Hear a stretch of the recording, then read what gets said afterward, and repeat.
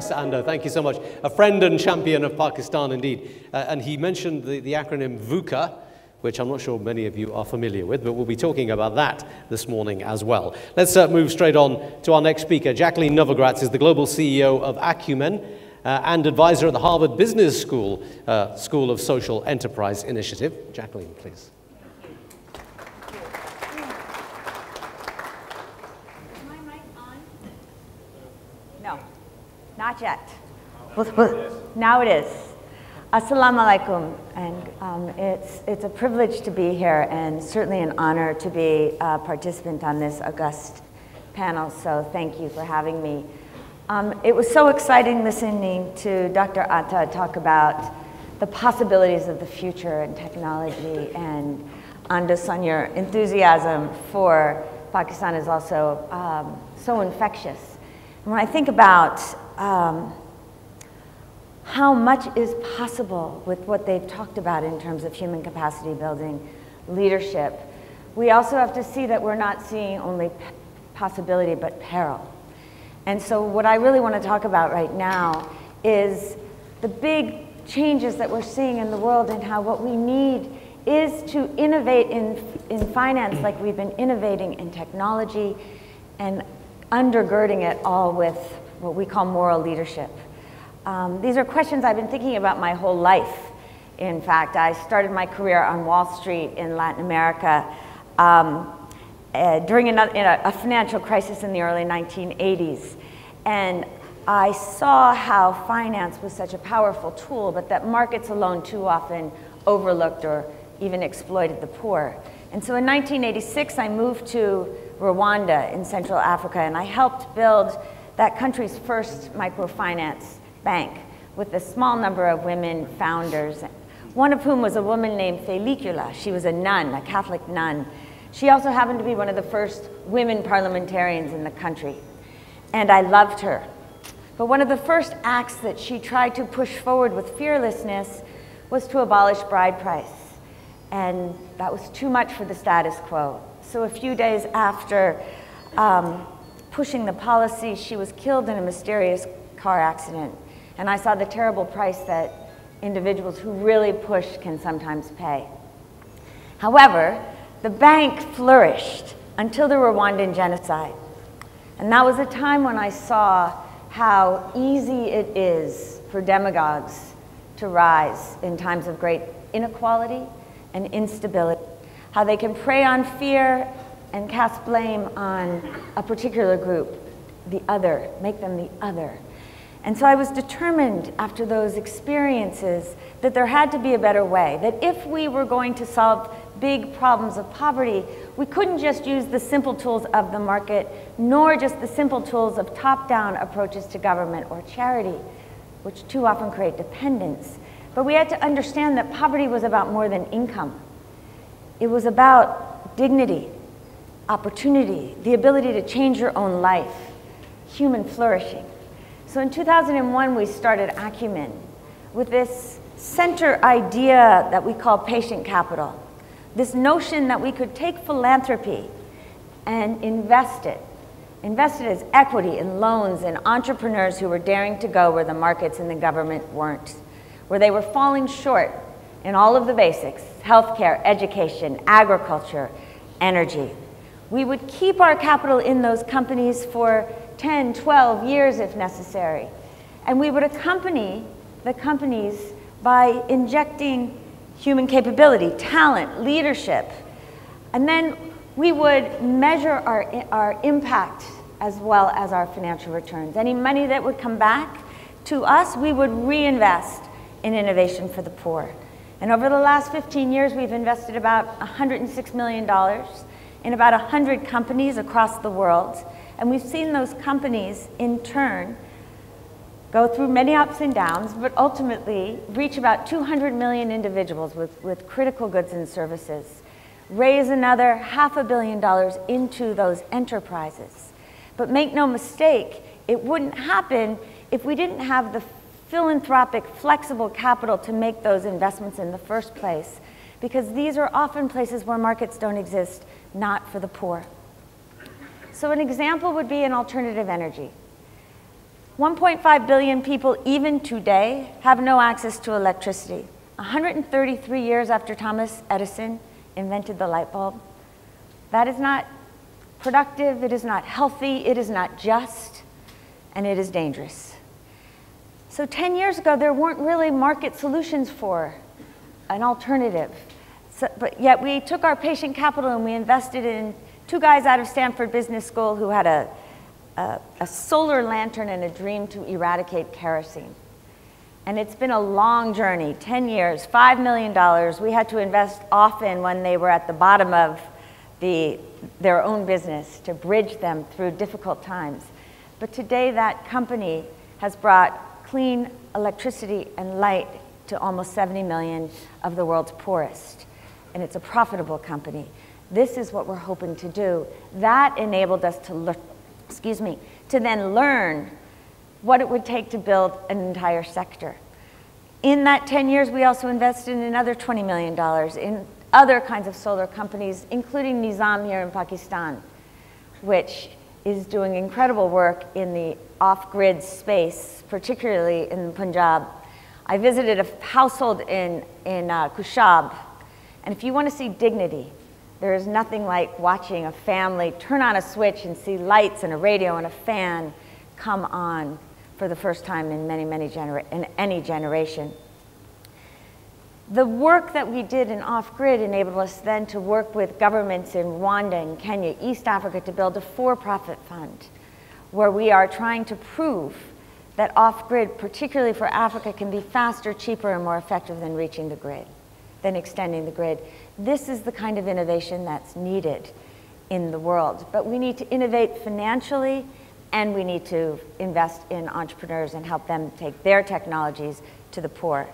We've been working in Pakistan for about 16 years, and it's been an incredible privilege for me to meet some of the most amazing entrepreneurs in the world. We've invested about $16 million in 16 companies. They also have leveraged about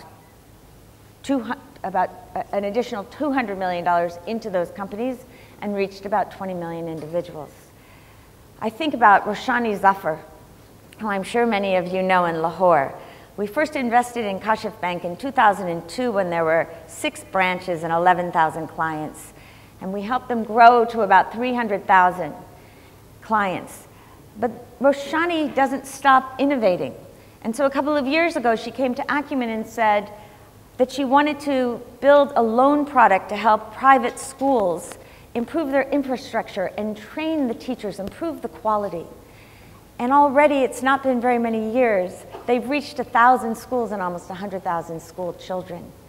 This is the kind of innovation that we need to see. I see Shoaib Sultan and Rashid Bajwa, who took NRSP's model, moved to Balwapur to create first a nonprofit agricultural finance bank for some of the poorest farmers, and then worked with Acumen to convert that bank into a for-profit concern that I think has about 4 billion rupees of turnover just this year, changing the lives of farmers. We expect to get our money back, as we said, in multiples. I think of Javad Aslam. Now, he's a Pakistani American who came to Pakistan in 2004 and also apprenticed with the great Tasneem Siddiqui, who had really figured out the model of incremental housing in Khuda Ki Basti in Karachi.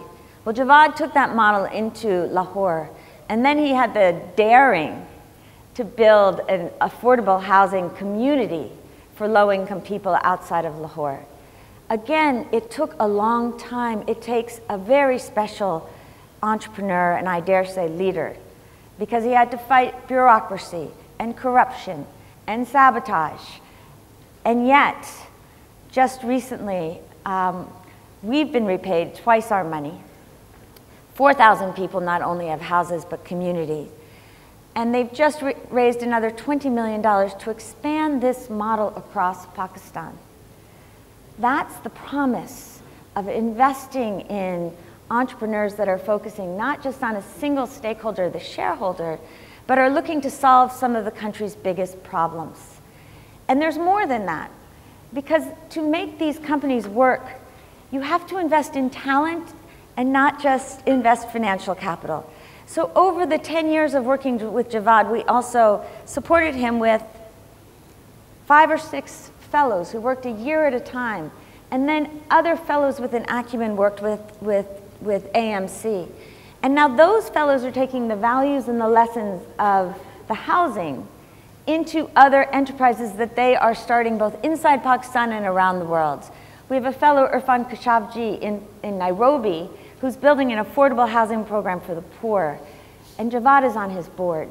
So that there's an opportunity here, if we want to talk about leadership and capital and innovation, to take the best of Pakistan's models and export them to. That's the promise. But as I said, it doesn't happen just with capital alone, and it certainly doesn't happen with only traditional financial capital.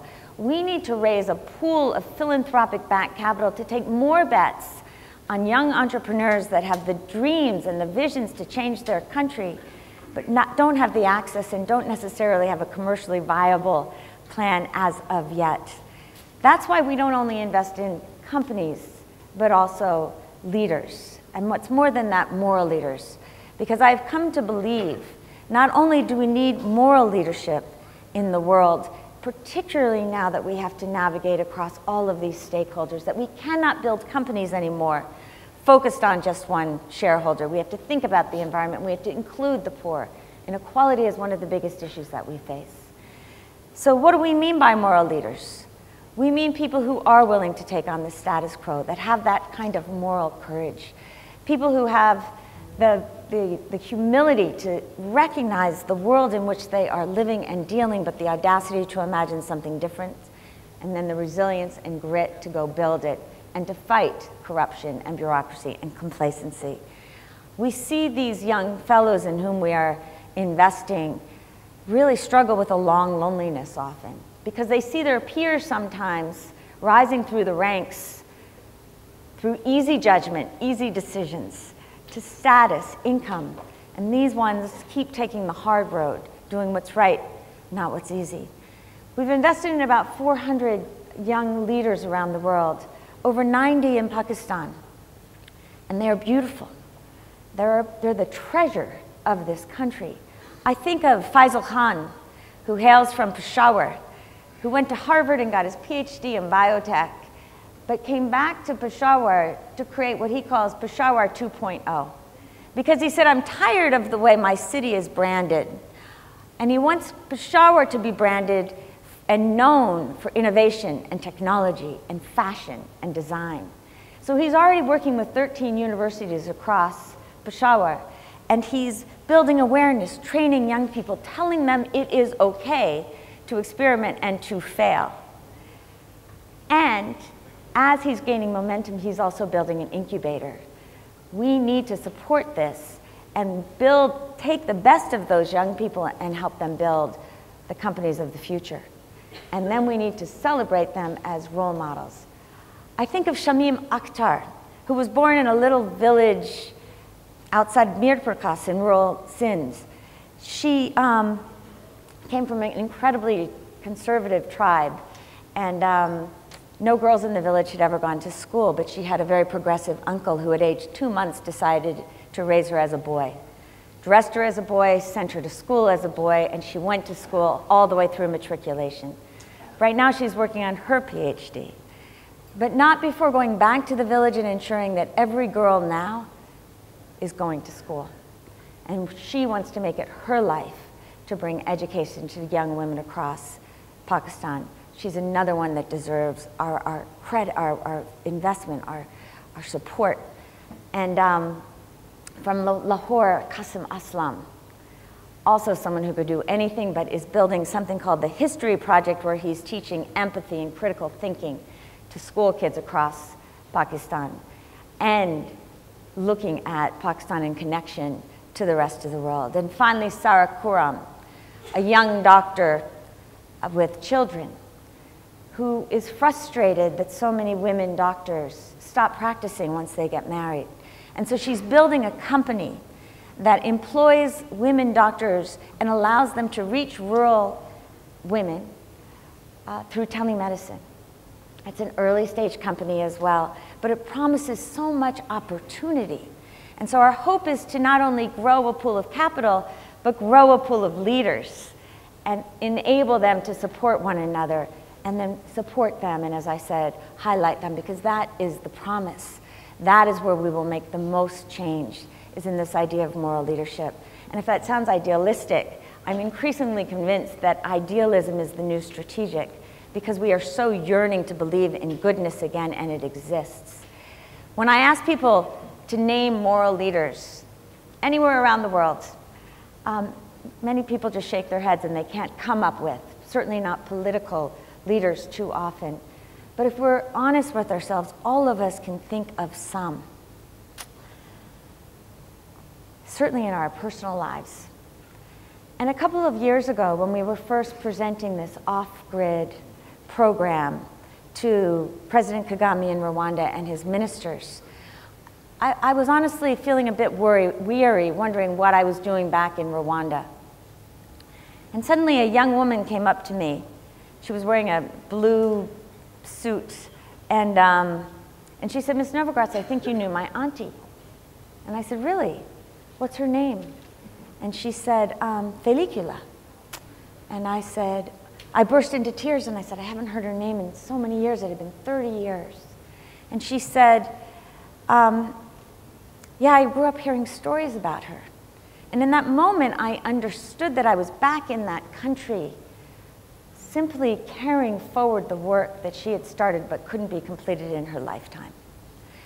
And that for us right now, in this moment of peril and possibility, it is to us to take on the problems that are so big, we may not be able to complete them in our lifetime. But it is to us to do the work and to inspire the next generation to carry it forward.